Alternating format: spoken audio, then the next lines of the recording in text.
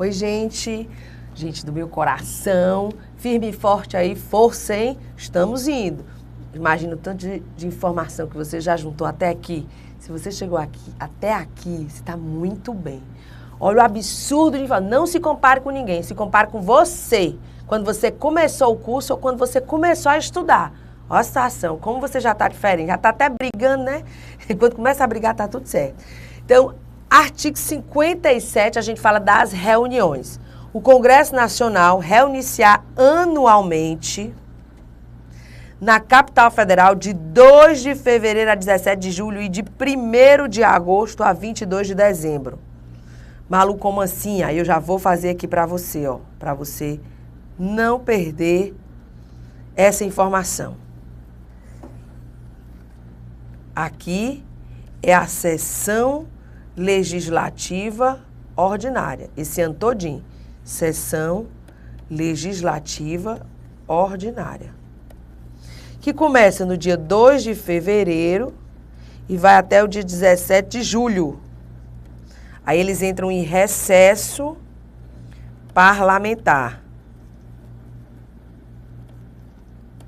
Volta no dia 1º de agosto e vai até o dia 22 de dezembro. Novamente, eles entram em recesso parlamentar.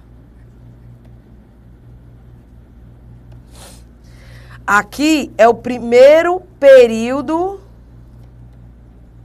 legislativo. Aqui é o segundo período legislativo. Então, na verdade, uma sessão legislativa ordinária tem 2 períodos legislativos. Certo isso? E é assim que ela se processa nessas datas. Detalhe, lembra do artigo 44, parágrafo único? Malu não lembra, pois volta lá rapidinho. Uma legislatura tem 4 anos. Então, eu digo que uma legislatura tem 4 sessões legislativas ordinárias, com 8 períodos. Uma legislatura tem 8 períodos, porque cada uma sessão legislativa tem 2 períodos legislativos. Malu, como é que chama a sessão do dia, dos períodos legislativos? Sessão ordinária. E se houver convocação nos períodos de recesso, como é que vai ser chamada essa sessão? Sessão legislativa extraordinária. Malu, é sério que é importante eu saber isso? Seríssimo. Você tem que saber. Houve convocação, a sessão, durante os recessos, a sessão é legislativa extraordinária, tá? E aí fica tudo certo. Perguntinha, o Congresso Nacional sempre reunir-se-á anualmente na capital federal de 2 de fevereiro a 17 de julho e de 1º de agosto a 22 de dezembro. Aí você tá quase do mesmo tamanho, bota certo, vai estar errado, porque não é sempre. E por que não é sempre? Olha o parágrafo 1º. As reuniões marcadas para estas datas serão transferidas para o 1º dia útil subsequente, quando recaírem em sábados, domingos e feriados. Quando eu leio isso aqui, me dá vontade de rir. Porque, minha gente, vamos combinar, isso aqui é norma constitucional, sério. Gente, até banco é assim, não precisava ter isso aqui, né? Ô, meu Jesus. Tudo bem. Aí, outra coisa importante daqui é o parágrafo, aí sim, detalhe importante, não foi sempre assim. Como assim, Malu, não foi sempre assim? Notaram que o caput do artigo 50 foi modificado pela emenda 57, foi modificado pela emenda 50? Porque antes era assim, começava no dia 15 de fevereiro e até o dia 30 de junho, aí eles voltavam no dia 1º de agosto e só ia até o dia 15 de dezembro. Deputados e senadores tinham 90 dias de recesso. Aí houve uma emenda à Constituição, eles emendaram, né? Tu sabe que emenda constitucional, eles mesmos emendam. E não tem sanção do presidente. Não tem. Então, é aquela história. Eu fiz a Constituição e só eu mudo, que é o caso do Congresso. Malu, é sério, sério. Aí eles mudaram. Mas espera aí, eles mudaram os dias trabalhados, aumentaram os dias trabalhados, mas... Olha o que eles fizeram. Antes eles recebiam um subsídio, além dos 12 subsídios e mais o 13º que ninguém é de ferro, considerando que todo trabalhador que se preza ganha o 13º, eles recebiam subsídio se fossem convocados. E como era uma convocação, subsídio na conta. Malu, mesmo que fosse só 2 dias, 3 dias, não importa. Não podia ser superior a um subsídio. Eles retiraram essa indenização em razão da convocação. Isso está no parágrafo 7º, olha só. Na sessão legislativa extraordinária, o Congresso Nacional somente deliberará sobre a matéria para a qual foi convocado, ressalvada a hipótese do parágrafo 8º, que se você ler aí, se houver medida provisória em vigor na data da convocação, ela entra automaticamente na pauta de convocação. Então, ressalvado o caso de medida provisória em vigor. Aí aqui o final, ó, vedado o pagamento de parcela indenizatória em razão da convocação. Isso também veio com a emenda 50? Veio. Agora, olha que coisa estranha. Com emenda constitucional, por emenda constitucional, deputados e senadores aumentaram os dias trabalhados e ainda tiraram 2 subsídios, considerando que eles eram convocados no recesso de julho e eram convocados no recesso de janeiro.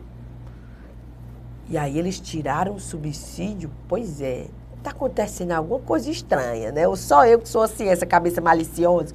Não que eles não gostem de trabalhar, imagina, né? Eu até outro dia fiz uma pergunta na sala de aula, no curso presencial, eu disse, gente, o que é que deputados e senadores mais querem? Eu adorei uma aluna, ela levantou a mão e disse assim, aprovar as leis do nosso país. Menino, eu achei isso tão lindo. Eu disse, minha filha, conserve a sua ingenuidade. Tá ótimo. Mas além de aprovar as leis do nosso país, o que é que deputados e senadores mais querem? Continuar deputados e senadores. Mas para isso, eles precisam se reeleger. E para se reeleger, eles precisam estar em campanha. Eles precisam se reunir, eles precisam projetar, programar, eles precisam estar na mídia. E como é que eles iam fazer isso na época de recesso, se sempre havia uma convocação extraordinária? Como é que eles iam programar suas campanhas políticas, milionárias, estar em entrevistas, estar em campanha? Como? Eles eram danados com a convocação extraordinária. Principalmente quando era ano eleitoral.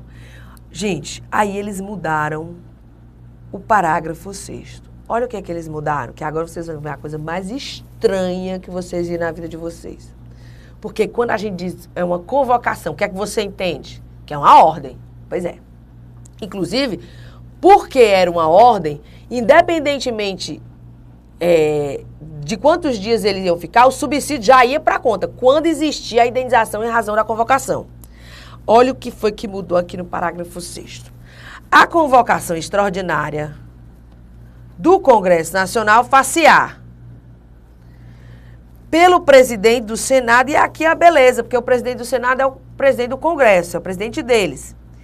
Em caso de decretação do estado de defesa e de intervenção federal, de pedido de autorização para a decretação do estado de sítio e para o compromisso e a posse do presidente e do vice-presidente da República. Vamos combinar isso aqui. O Brasil não decreta a intervenção, o estado de defesa e o estado de sítio. A posse do presidente é 1 dia em 4 anos. 1º de janeiro. Então, você chega a uma conclusão. Esse inciso 1 não incomodava. O que incomodava deputados e senadores era o inciso 2. Olha só, uma pessoa fora do legislativo pode convocar o presidente da República. Pelo presidente da República, pelos presidentes da Câmara dos Deputados e do Senado Federal, ou a requerimento da maioria dos membros de ambas as casas. Olha o motivo, em caso de urgência ou interesse público relevante. O que é caso de urgência e interesse público relevante? Não existe o conceito. É um conceito indeterminado, é o que o presidente disser que é. Bastava uma medida provisória, que era relevante e urgente, né? Aí foi que eles acrescentaram com a emenda 50, que foi o que eles mudaram. Em todas as hipóteses deste inciso, só do inciso 2, com a aprovação da maioria absoluta de cada uma das casas do Congresso Nacional. Morra! Tipo, como assim, Malu? O presidente foi lá e convocou. E agora você vai autorizar a convocação. Já viu isso na tua vida? Aprovar uma convocação? Pois é. Convocação do presidente em caso de urgência ou interesse público relevante. Se não tiver, no outro dia, a maioria absoluta na Câmara e a maioria absoluta do Senado, é porque eles não aprovaram a convocação. Pergunta difícil que eu vou fazer agora. Você acha que depois dessa emenda, houve convocação nos termos do inciso 2 do parágrafo 6º do artigo 57? Claro que não. Quem é o presidente que vai dar a cara a tapa? Situação, meu povo. Pois é. Por isso que não existe mais, né? Tá aí para cair na sua prova. Então, eles tiraram a indenização, mas o que eles queriam mesmo era não serem convocados nesses termos do inciso 2, parágrafo 6º, artigo 57. Vamos combinar. Daqui do 57, já que você já está entendendo tudo, inclusive entendendo o Jornal Nacional, mas o Jornal Nacional você vai entender mesmo quando você estudar processo legislativo. Você vai ver aqui no parágrafo 4º uma informação importante. Cada uma das casas reunir-se-á em sessões preparatórias, as conhecidas sessões preparatórias, a partir de 1º de fevereiro, no primeiro ano da legislatura, para a posse de seus membros, porque deputados e senadores tomam posse em 1º de fevereiro. E a partir de 1º de fevereiro começam as sessões preparatórias. E para que essas sessões preparatórias?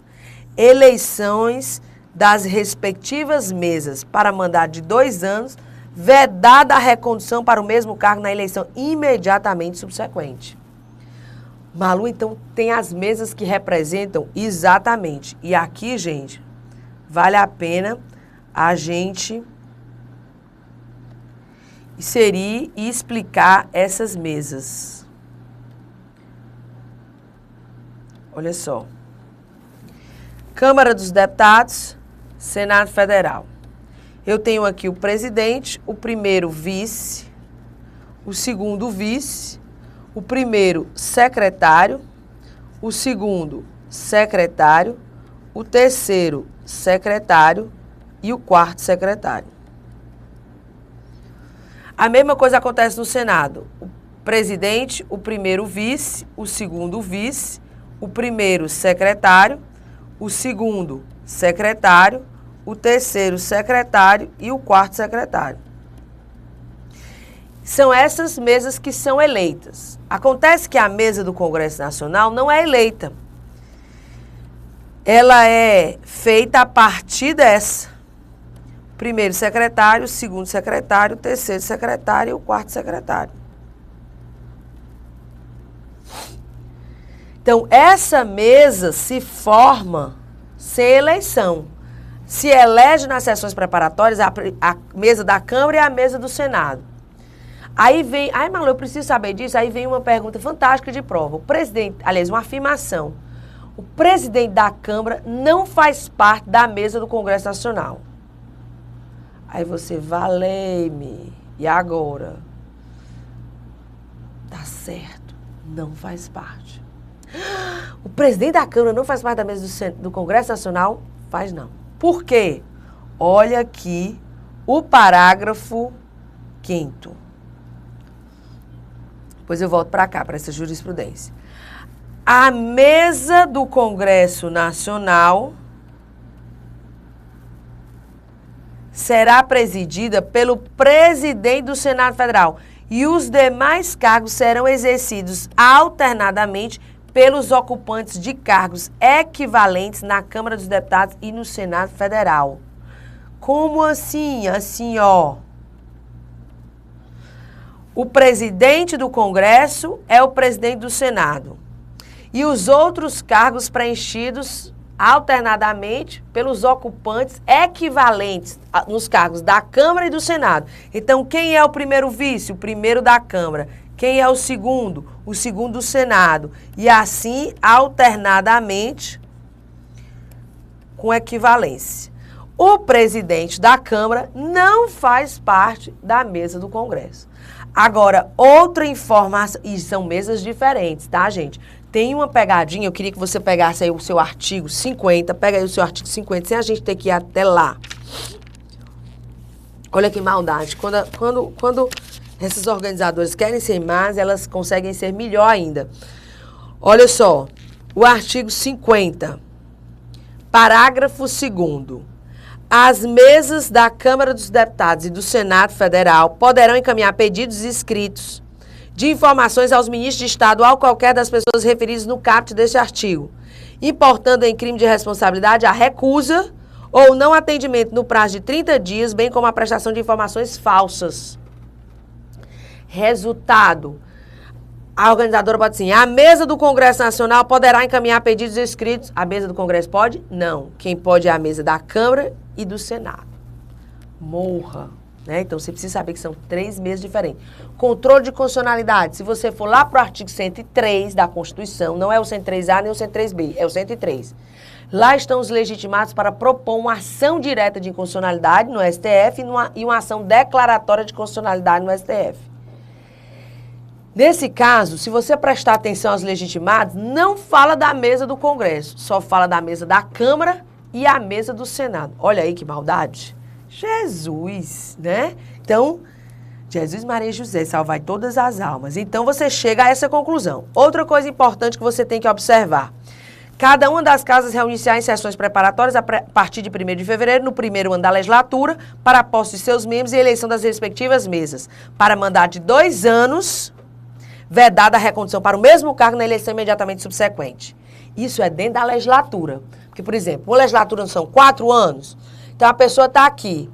Foi no primeiro biênio da legislatura, ela foi eleita presidente do Senado. Ela não pode ser eleita presidente do Senado na eleição subsequente. Isso dentro da legislatura. Agora, está aqui uma nova legislatura. Ela foi eleita presidente do 2º biênio da legislatura anterior, presidente do Senado. Ela pode ser eleita para o 1º biênio da próxima legislatura como presidente do Senado? Pode. Por quê? Porque mudou a legislatura. Então, essa vedação é dentro da legislatura, não esquece disso. E aí vem uma coisa importantíssima, que é a jurisprudência do STF para dizer que essa regra não é de reprodução obrigatória aos estados. Olha aqui, ó.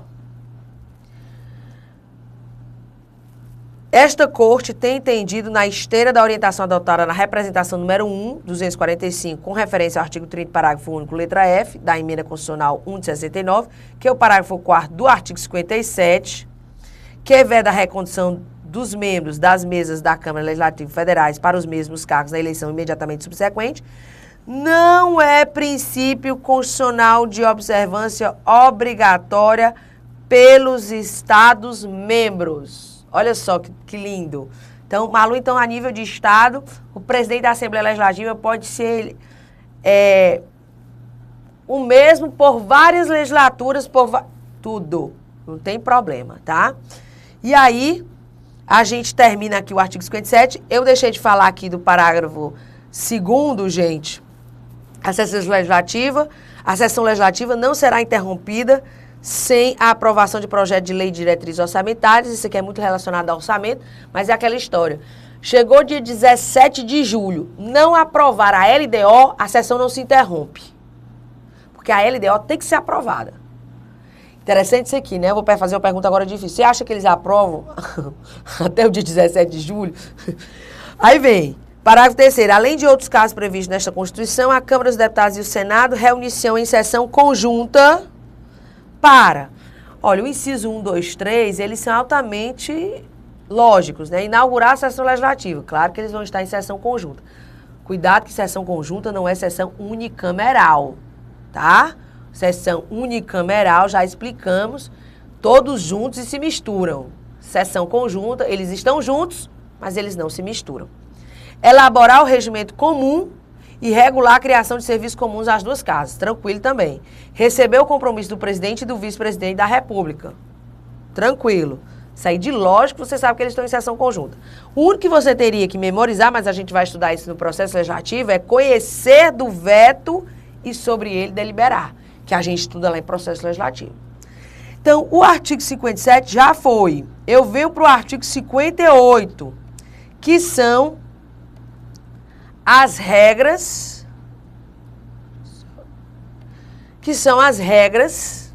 aplicáveis às comissões. Olha só, O Congresso Nacional e suas casas terão comissões permanentes e temporárias, constituídas na forma e com as atribuições previstas no respectivo regimento e no ato de que resultar a sua criação.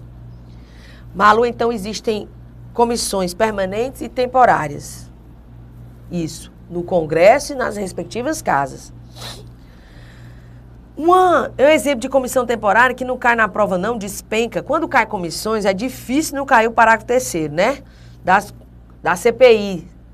Ó, as comissões parlamentares de inquérito, que terão poderes de investigação próprios das autoridades judiciais, além de outros previstos no regimento das respectivas casas, serão criadas pela Câmara dos Deputados e pelo Senado Federal em conjunto ou separadamente. Ou seja, pode ser uma CPI ou uma CPMI, mediante requerimento de 1/3 de seus membros, para apuração de fato determinado e por prazo certo. Então, para se criar uma CPI, é o requerimento de 1/3.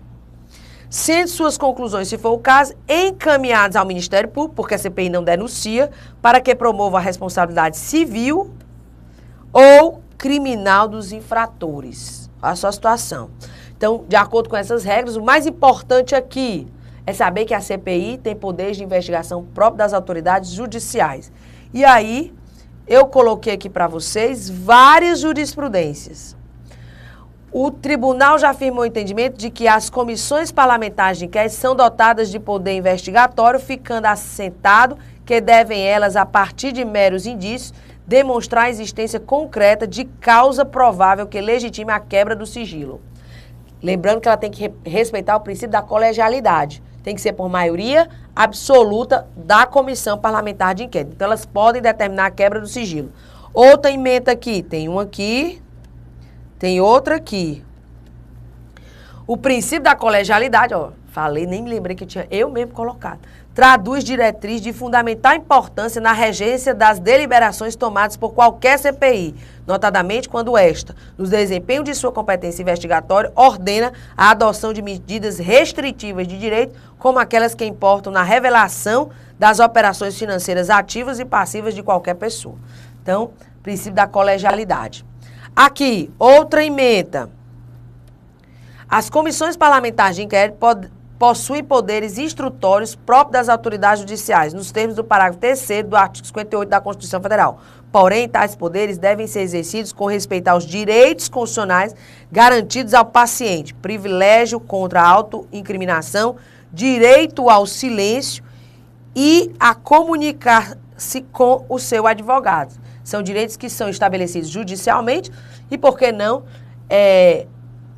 deixarem de ser admitidos numa CPI. Do exposto, defiro o pedido de liminar para assegurar ao paciente que não está dispensado da obrigação de comparecer perante a CPI das escutas telefônicas. Malu, o investigado pode ser conduzido? Não, quem pode ser conduzido é a testemunha, tá?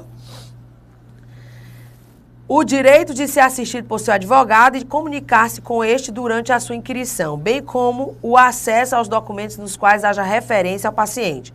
O direito de exercer o seu direito ao silêncio, incluído o privilégio contra a autoincriminação. Você não é obrigado a produzir provas contra você mesmo, você pode inclusive calar-se, né? Excluída a possibilidade de ser submetida a qualquer medida privativa da liberdade ou restritiva de direitos em razão do exercício de tais prerrogativas processuais. Porque ele, na verdade, só poderia ser preso em flagrante, se cometesse um crime em flagrante. Porque a CPI não pode expedir nem ordem de prisão preventiva nem temporária. Em razão de o paciente ostentar a condição de réu em ações penais acerca dos crimes cuja apuração constitui objeto da CPI, das escutas telefônicas clandestinas, ressalto que ele não pode ser obrigado a assinar o termo ou firmar.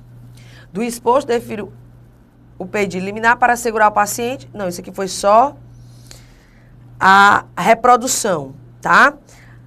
Foi repetido, né?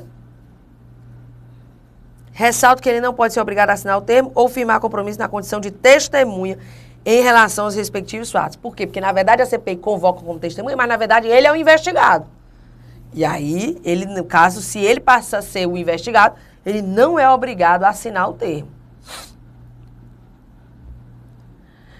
Outra emenda não se inscreve em seu poder de investigar a decretação da indisponibilidade de bens. A comissão não pode decretar a indisponibilidade de bens. Outra emendazinha, ó. Comissão Parlamentar de Inquérito, CPI, interceptação telefônica, decisão judicial, sigilo judicial, segredo de justiça, quebra, requisição às operadoras de cópia das ordens judiciais e dos mandados de interceptação, inadmissibilidade. A CPI não pode determinar a interceptação telefônica. Pode a quebra do sigilo de dados telefônicos. Outra jurisprudência, o que tem de jurisprudência, né? Mandado de segurança contrato do presidente da Comissão Parlamentar de Inquérito destinado a investigar o avanço e a impunidade de narcotráfico. Apreensão de documentos e equipamentos sem fundamentação em locais invioláveis. Parecer do Procurador-Geral da República pela concessão da ordem. O fato da autorização judicial para a perícia dos equipamentos oriundo da autoridade judiciária de primeiro grau, após a apreensão, sem mandado judicial, não legitima os resultados da perícia que se tenha realizado ou em curso. Mandado de segurança que se defere para determinar a devolução dos bens, ó. A CPI não pode, declarando-se ineficaz eventual prova decorrente dessa apreensão com infração no artigo 5º, inciso 11, que é inviolável o sigilo da casa. Tá? A CPI não pode determinar busca e apreensão domiciliar. Ela até pode determinar busca e apreensão, desde que não seja domiciliar. Tá? Então, outra emenda para dizer que as Assembleias Legislativas Estaduais, garantida das minorias, o modelo federal de criação e instalação das comissões parlamentares de inquérito constitui matéria a ser compulsoriamente observada pelas casas legislativas estaduais. Inclusive, a garantia da instalação da CPI independe de deliberação plenária, seja da Câmara, do Senado ou da Assembleia Legislativa. Não há razão para a submissão do requerimento de constituição de CPI a qualquer órgão da Assembleia Legislativa. Isso era o que previa, né? Tipo, para instaurar a CPI é necessário uma deliberação da Assembleia. Não, basta o requerimento de 1/3. E o modelo é de reprodução obrigatória. Inclusive, a CPI estadual pode determinar a quebra do sigilo de dados. Então, os requisitos indispensáveis à criação das comissões parlamentares de inquérito estão dispostos estritamente no artigo 58 da Constituição Brasileira de 88. O requerimento de 1/3 da Câmara ou do Senado, fato determinado por tempo certo. Poderes da CPI estadual, ainda que seja omissa a lei complementar, podem essas comissões estaduais requerer a quebra de sigilo de dados bancários, que eu já tinha comentado com vocês. E, por fim, essa emenda para dizer o quê? Comissão Parlamentar de Inquérito, convocação de magistrado para prestar depoimento em face de decisões judiciais. Ele profere a decisão, vai lá ser convocado para prestar informações sobre isso. O STF, constrangimento ilegal caracterizado. Isso é uma ofensa à independência dos poderes. Olha só, então não pode convocar magistrado para prestar depoimento em face de decisões judiciais tomadas. E, por fim, ainda tinha mais uma, né? Meu Deus, como eu tô cheia de jurisprudência. Ao Supremo Federal compete exercer originariamente o controle judicial sobre atos da CPI. Ou seja, para dizer, tá, que o STF pode julgar, ilegalidade ou ofensa a direito individual, dado que a ele compete processar e julgar o habeas corpus e mandado de segurança contra atos da mesa da Câmara dos Deputados e do Senado Federal. Ou seja, as decisões da CPI estão sob o crivo do STF, tá? E aí, existem outras comissões, Malu? Existem. Nós temos aí a comissão temporária ainda, que é do parágrafo 4º, mas a gente só vai estudar no próximo vídeo, porque a gente já está terminando o tempo e eu não quero aí começar isso aqui e não terminar. A gente estudou só a CPI, que é uma comissão temporária, mas no próximo vídeo a gente estuda ainda sobre comissão temporária, que são as chamadas comissões representativas. Quase que eu não digo. Beijo grande.